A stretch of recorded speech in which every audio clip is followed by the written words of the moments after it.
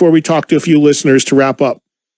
Yeah, I'll make these quick. So we all know that the Rock and Roll Hall of Fame induction ceremony is going to be real different this year. It's pretty much just going to be an HBO special. They have announced a number of guests who are going to participate in the special. It does not clarify whether or not all of them are performers or who's inducting who or whatever. But here's a short list of some of the people that they released that are going to take part in the special. St. Vincent, Bruce Springsteen, Dave Grohl, Alicia Keys, Diddy, Chris Martin, Gwen Stefani, Iggy Pop, Jennifer Hudson, Luke Bryan, Adam Levine, Nancy Wilson, Don Henley, Billy Idol, Ringo Starr, Brad Paisley, Charlize Theron, and Lin-Manuel Miranda.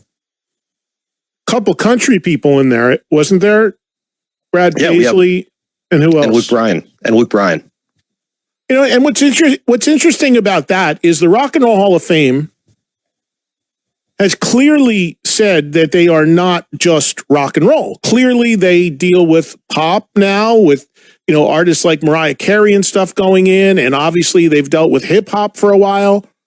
So they've it's weird their selectiveness of what they consider for inclusion, because to my knowledge, there's no country artists in there. I think, is Johnny Cash in the Rock and Roll Hall of Fame? Do we know? He 100% has to be, I think. Okay. Hold on. But I mean, by and large, country is not represented. Like Garth Brooks isn't in there, right? No, I don't think so. That's what I mean. So Johnny Cash crossed over a little bit into a lot of different worlds and obviously an icon and all that. But they largely don't do anything with country, which never made sense to me. And I know the country music has their own world going, but still. So does some of the other genres of music. So they bring in pop elements, they bring in hip hop, but they never dealt with country. Yet now they're bringing in country presenters. Well, Johnny Cash was inducted, or whatever they're doing with these. Well, I don't know what they're doing. Right. But Johnny Cash was inducted in 92, so he's in there for sure. So they're just saying those people, they're just using those names right now. They're not saying what those people are doing yet, whether they're Correct. performing, inducting. We don't have a list of who's inducting what bands.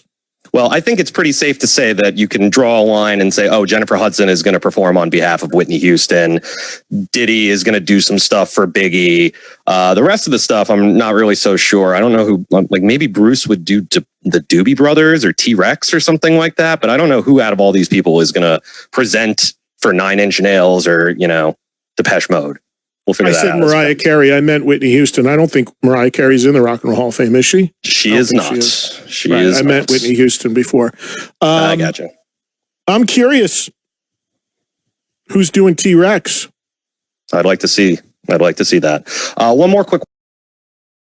Things are still damaged at the tips. I'm very sad that we won't be able to see nothing from them anymore. But I had. Back in the day, when you got the albums, I remember I ordered a Van Halen chain, the VH chain in gold and silver. I don't know where they are now. Yeah. I got the Van Halen chain. Go ahead. No, I forgot you're the first one to bring up the pendant. I remember the chain. I'd never had one, but I remember that was absolutely a thing. Everybody had that pendant chain with the logo. Oh yeah, I have it. And you know what? The sad thing is, I wore it and I lost it. I don't know where it is. I got the Van Halen shoes. I got the high top running shoes, the red ones, and the what do you call it? I got a hat, the red one, and what's the other one? The yellow striped one. I just got everything Van Halen, man. I love that band. Alex, I play drums, right? And I try to get the Van Halen snare sound, just everything, Eddie. And you know what? I love you too, man. You're great. Tim, like I said to you a long time ago, you probably don't remember, but anytime you're in Niagara Falls, man, I'm 2-3 minutes away from the falls. You're welcome. You're welcome my home anytime. Tim, very kind of you. Thank you so much. I appreciate the call and the remembrances. And yeah, bringing up, that's something that nobody really brought up in the talks about Van Halen that we've had in the last week or so was the fact that the image stuff, that was a big thing. The bandanas, the design, the necklace, You know, there was all of that too. It trickled over to that. And Tim calling from Canada, we had a few calls from Canada about this, but I've said this before and I stand behind it. Where Van Halen were certainly globally known and globally very popular, I also do think that Van Halen were very much an American thing. Like we talk a lot about bands that are bigger in, say, Europe or South America or different places in the world and not as big here. A couple weeks ago, Noddy Holder from Slade was on here. They're beloved in the UK and Europe, not barely known here.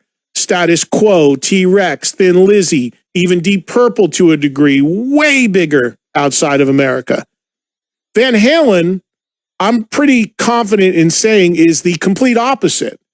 Where although Van Halen certainly have a fan base in other parts of the world and are loved and everybody marveled at Eddie Van Halen and all that, and there's an awareness for it, I don't think and don't feel that it's anywhere close to the way it is here in the U.S. Because I think the huge majority of their touring was in America. They're a very quintessential American thing. And I remember telling this story that a year or two ago, Sons of Apollo played a show somewhere in Greece or something. They put out a DVD for it, a live concert film. And I joked with Jeff Scott Soto and Mike Portnoy, who are both in Sons of Apollo, because they do a Van Halen cover in the middle of the set. And Jeff is out there in the stands with the audience, and I don't know what song they're doing. Ain't Talking About Love or Cradle Will Rock or something. And Jeff is running around to the fans in the stands. He's literally in the stands, and he's got a mic, and he's putting the mic for the chorus in front of the mouth of fans, and they don't know the words. And that's why I said to those guys at the time, I said, well, that just proves my point that Van Halen is a uniquely American thing, because here in the US, there wouldn't be a rock fan in the world that wouldn't know to sing along to those songs. And he got crickets when he did it. It was, I don't know if it was in Greece or Russia. I don't know where it was. I have the disc somewhere around here. But anyway, you know, of course they're known and popular there. I'm not saying they're not for a minute, but I definitely think that's a reverse scenario where it's a way bigger thing in America than, you know, probably some other parts of the world, but certainly made an impact in Canada, that's for sure. So I'm going to starting at number 12 on the way up. And wasn't Van Halen 2 thrown together like in a couple of weeks? So a lot of these records were. Yeah. Absolutely were. I mean, they were done. That's what makes them, to me, so great, because they're live, they're real. I mean, these early Van Halen records, that's one of the big differences to me about some of the stuff with Hagar, because in the 80s, that's when a lot of the productions changed. That's when some of the new effects came in. That's when digital recording started happening. That's when you had samples, triggers, the keyboards, all that stuff that was happening. Some of that can tend to sound at certain times dated now. Never does it sound dated, live guitar, bass, drums. That's why in my first book, I made the case that, to me, the early Van Halen albums are the equivalent of like American Led Zeppelin. And what I meant by that is, you listen to the Zeppelin records, they never sound dated. They never sound out of style. They never sound out of step with what's happening, because you're just keeping it simple. It's never going to sound wrong. It's never going to sound bad. It's never going to sound dated. Wasn't the old story, I'm sorry to interrupt, the old story that what Ted Templeman would do when he was producing the band early on, because he wanted to capture that live feel, is he would disable the recording light, you know, the big red light, he would turn it off or whatever, and just have the band play. I don't know. I just know that it's magic what was captured on these records, because it's timeless in every sense of the word. So let's go to number 7. Or no, number 8. We're at number 8 right now. And this is the first time that we're going to go to an album that I always found this interesting because guitar players tell me that